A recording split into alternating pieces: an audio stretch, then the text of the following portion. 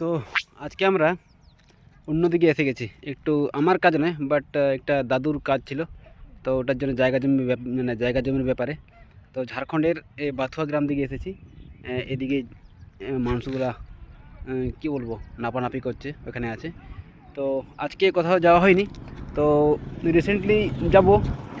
আমাদের নেতাজি সুভাষচন্দ্র বোস যেখান থেকে প্রথম ট্রেন ধরেছিলেন ইংরেজদের বিরুদ্ধে লড়াই করার জন্য, মানে বিদেশে পাড়ি দিয়েছিলেন, তো সেই স্টেশনে যাব।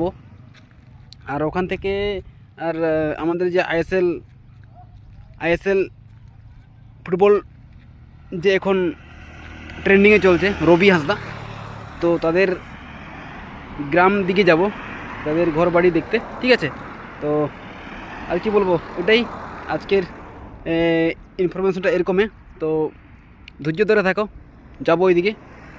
ঠিক আছে, তো সবাইকে নমস্কার।